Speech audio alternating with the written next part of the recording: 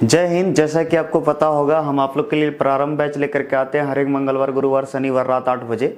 जो भी बच्चे हिंदी मीडियम के हैं, चाहे कोई भी बोर्ड के हों, Jharkhand board, Bihar board, UP board, कोई भी बोर्ड के, अगर हिंदी मीडियम के और फिजिक्स पढ़ना चाहते हैं क्लास 12 का फ्री ऑफ कॉस्ट, तो ये बैच ज्वाइन कर सकते हैं। यूट्यूब में फ्री ऑफ कॉस्ट, कुछ नहीं करना, सिर्फ चैनल सब्सक्राइब करना है।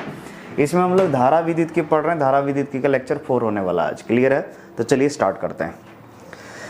आगे बढ़ने से पहले बता देना चाहते हैं, अगर कोई अच्छे से यानी क्लासरूम वाला फील के साथ पढ़ना चाहते हैं, ठीक है, अगर मन है अच्छा से पढ़ने का, तो आप SRD क्लासेस का ऐप ज्वाइन कर सकते हैं। प्ले स्टोर पर भी मिल जाएगा और इस वीडियो के नीचे डिस्क्रिप्शन में भी लिंक होगा। क्लियर है? तो वहाँ से कुछ फ्री वीडियो भी आप देख सकते हैं, डेमो क्लास, ताकि कैसा पता चले कैसा क्लास चलता है। ठीक है, तो चलिए आगे बढ़ते हैं। आज जो है, आज का टॉपिक है हम लोग का, वो है प्रतिरोध को प्रभावित करने वाले कारक।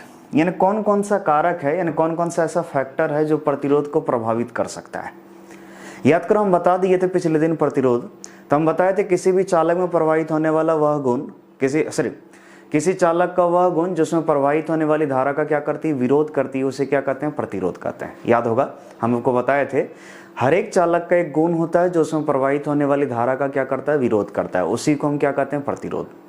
अगर बात करें प्रतिरोध किस कारण से उत्पन्न होता है, तो आपको पता होना चाहिए प्रतिरोध उत्पन्न होने का कारण है चालक में उपस्थित इलेक्ट्रॉनों के बीच होने वाला टक्कर। याद रखिएगा, अगर इलेक्ट्रॉन के बीच टक्कर बढ़ेगा तो प्रतिरोध भी बढ़ेगा, और टक्कर घटेगा तो प्रतिरोध भी घटेगा। क्लियर है? ये पता होगा।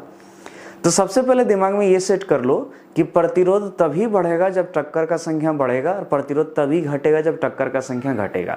इलेक्ट्रॉन के बीच जो होने वाला टक्कर है, इसी पर सारा खेल है प्रतिरोध का। क्लियर है?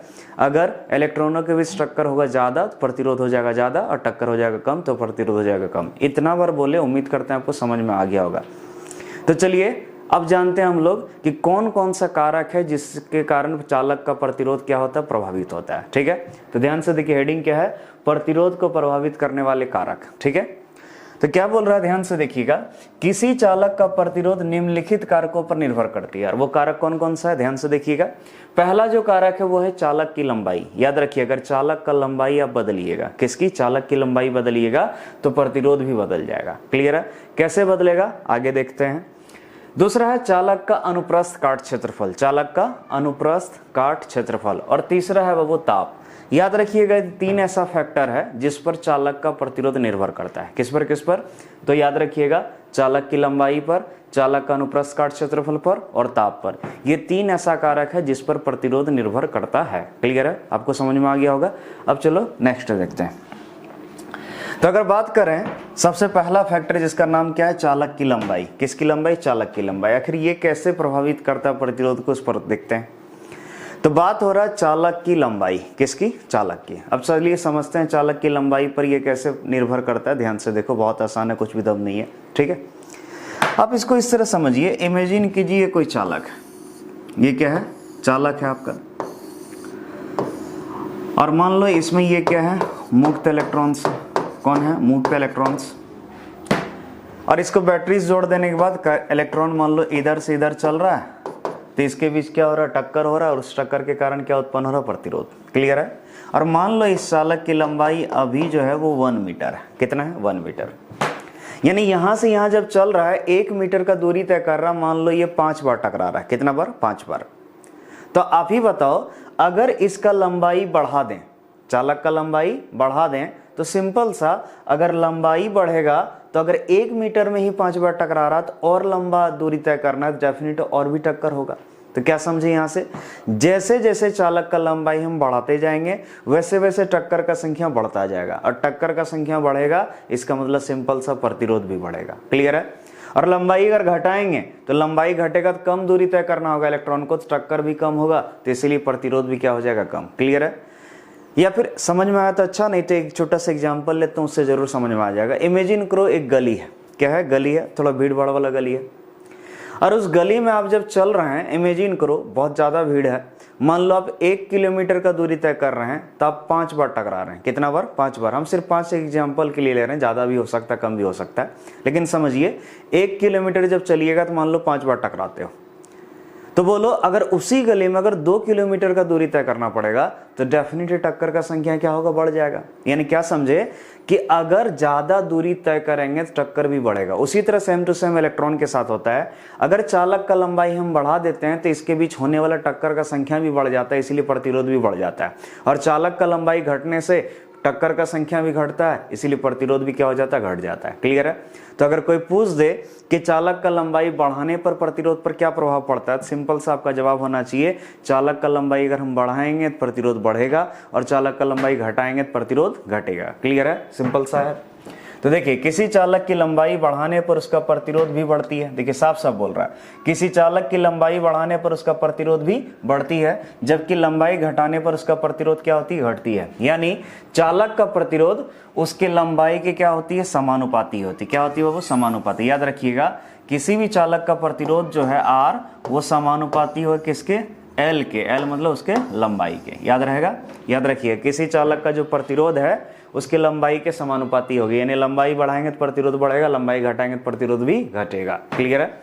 नेक्स्ट जो फैक्टर है वो है अनुप्रस्थ काट क्षेत्रफल। क्या है, अनुप्रस्थ काट क्षेत्रफल, चालक का अनुप्रस्थ काट क्षेत्रफल। सबसे पहले समझते हैं चालक का अनुप्रस्थ काट क्षेत्रफल कहते किसको है। जैसे आप इस तरह समझिए, इमेजिन कीजिए कोई चालक, ये क्या है, चालक। तो यह चालक का ये वाला जो हिस्सा कहलाता है, ये इसका कहलाता है अनुप्रस्थ काट क्षेत्रफल। क्या कहलाता है, अनुप्रस्थ काट क्षेत्रफल, जिसको ए से डिनोट करते हैं। किससे, ए से। अब समझिए हम दो चालक बनाए हैं सामने में आपका, ठीक है, ध्यान से देखिएगा। ये चालक है, ये चालक है, दो चालक है। बताइए सिंपल सा किसका जो है अनुप्रस्थ काट क्षेत्रफल ज्यादा है, तब बोलिएगा सर इसका ज्यादा है, इसका कम है। क्लियर है। यानी सिंपल सा, अगर किसी चालक का अनुप्रस्थ काट क्षेत्रफल कम है यानी वो पतला चालक है, और अनुप्रस्थ काट क्षेत्रफल ज्यादा यानी वो ज्यादा मोटा चालक है। क्लियर है। तो आप इसको इस तरह समझ सकते हैं, अनुप्रस्थ काट क्षेत्रफल पर कैसे निर्भर करेगा प्रतिरोध। इसको समझने के लिए सिर्फ इतना जरा सा आप समझिए। इमेजिन कीजिए गली है, क्या है, गली है, और उस गली का चौड़ाई मात्र 3 फीट है। कितना है, 3 फीट।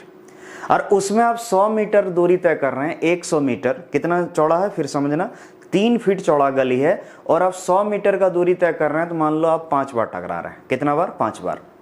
अब इमेजिन करो उसी गली का चौड़ाई 3 फीट की जगह अगर 10 फीट रहता, कितना रहता, 10 फीट रहता। बताओ 100 मीटर चलते तो क्या होता है। तो आप कहिएगा सर टक्कर का संख्या कम हो जाता है।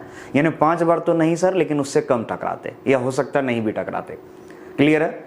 यानी हम क्या देख रहे हैं, गली का चौड़ाई बढ़ाएंगे तो टक्कर घट जाता है। उसी तरह सेम टू सेम यहां भी होता है कि अगर किसी चालक का आप अनुप्रस्थ काट क्षेत्रफल बढ़ाइएगा तो होता है कि इसको ज्यादा एरिया मिल जाता है, तो ये जब चलता है इलेक्ट्रॉन तो इसके बीच टक्कर कम होता है।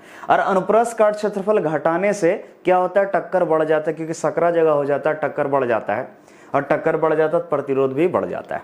तो हम क्या देख रहे हैं, अगर अनुप्रस्थ काट क्षेत्रफल बढ़ा रहे हैं तो टक्कर घट रहा है, यानी प्रतिरोध भी घट रहा है। क्लियर है। यानी समझो जरा सा, क्षेत्रफल बढ़ाए तो प्रतिरोध घटा।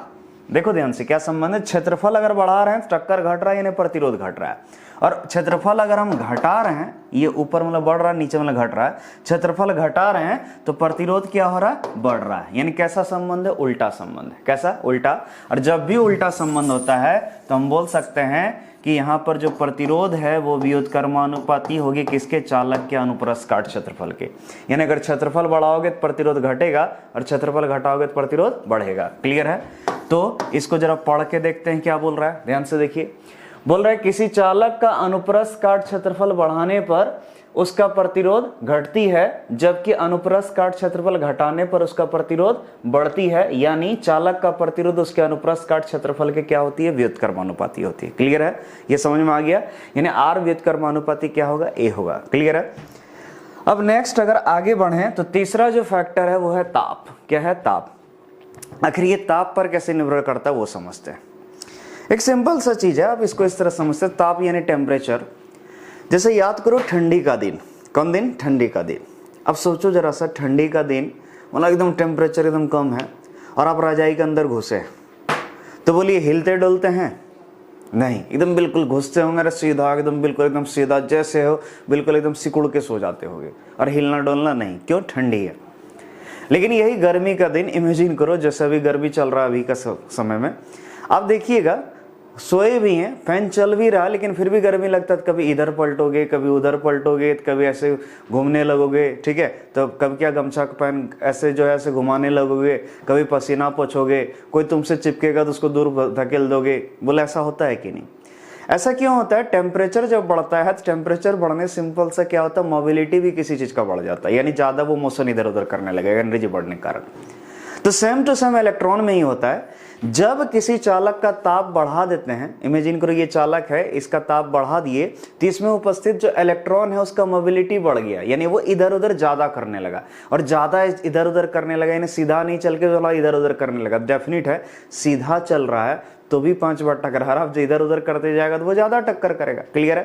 तो हम क्या देख रहे हैं, अगर ताप बढ़ा रहे हैं तो टक्कर भी बढ़ रहा है, और ताप घटा रहे हैं तो टक्कर भी घट रहा है। यानी ताप बढ़ाने से प्रतिरोध बढ़ेगा और ताप घटाने से प्रतिरोध घटेगा। क्लियर है? याद रहेगा? तो क्या बोल रहा है देखिए, किसी चालक का ताप बढ़ाने पर उसका प्रतिरोध भी बढ़ती है। ध्यान से देखिए, किसी चालक का ताप बढ़ाने पर उसका प्रतिरोध भी बढ़ती है, यानी ताप बढ़ाएंगे तो प्रतिरोध भी बढ़ेगा। ठीक है? जबकि ताप घटाने पर उसका प्रतिरोध क्या होती है, घटती है। यानी चालक का प्रतिरोध उसके ताप के क्या होती है, समानुपाती होती है। यानी बात करें तो R समानुपाती क्या होगा, T होगा। R समानुपाती क्या, T। क्लियर है? तो याद रखिएगा, इसका मतलब ये हुआ कि अगर टेम्परेचर बढ़ाओगे, ठीक है, क्या बढ़ाओगे, टेम्परेचर बढ़ाओगे, ताप बढ़ाओगे तो प्रतिरोध भी बढ़ेगा, टेम्परेचर घटाओगे तो प्रतिरोध भी घटेगा। क्लियर है? अब बाबू नॉट का बात हो रहा है, किसका, नॉट का। आखिर नॉट क्या कहता है, ध्यान समझो, तुरंत क्लियर होगा। सिंपल सा नॉट है कि अगर अर्धचालक का बात करें, वैसे ये सब जितना भी पढ़ा ये चालक के लिए पढ़ा रहे थे, लेकिन अगर अर्धचालक का बात करें तो सिंपल सा अर्धचालक में याद रखिएगा, अगर अर्धचालक का हम ताप बढ़ाएंगे तो प्रतिरोध घटेगा, वहां उल्टा संबंध होता है। क्लियर है? लेकिन अर्धचालक के लिए याद रखिएगा, चालक के लिए ऐसा नहीं होता। ठीक है? तो इसीलिए नोट में लिख दिए ताकि ऑब्जेक्टिव है, दिक्कत नहीं हो। किसी अर्धचालक का ताप बढ़ाने पर उसका प्रतिरोध क्या होती है, घटती है। क्लियर है? और एक चीज और बता देना चाहते हैं, इसके बारे में अर्धचालक के बारे में यूनिट 9 में और डिटेल में पढ़ेंगे कि ताप बढ़ाने से क्यों प्रतिरोध घटता है वगैरह वगैरह, सब क्लियर हो जाएगा। ठीक है? तो चलिए आज के लिए इतना ही। ठीक है? और हम YouTube में इसलिए छोटा वीडियो बनाते हैं, याद रखिएगा, कम पढ़ाते हैं, क्योंकि हमको पता है आप लोग को उतना मन लगता नहीं होगा पढ़ने में, क्योंकि पढ़ाई तो उतना इंटरेस्टिंग चीज़ होता नहीं है, तो इसलिए हम ज़्यादा बड़ा वीडियो नहीं बनाते हैं। लेकिन कोई बच्चे हैं जिनको मन है पढ़ने का, ठीक है, तो फिर बोल देते हैं वो क्या कीजिए, ऐप इंस्टॉल कर लीजिए SRD क्लासेस का। कुछ चार्ज लगेगा, थोड़ा बहुत चार्ज है, ठीक है, और वहाँ पर क्या कीजिए, ऐप परचेज कर लीजिए कोर्स, और वहाँ पूरा एकदम बिल्कुल फुल लेक्चर मिलेगा आपको, बहुत अच्छे सिलेबस कंप्लीट होगा, दिसंबर तक कंप्लीट हो जाएगा आपका सिलेबस। ठीक है? याद रखिएगा, दिसंबर में ही सिलेबस कंप्लीट हो जाएगा। याद रखिएगा ऐप SRD क्लासेस। ठीक है? तो चलिए आज इतना ही।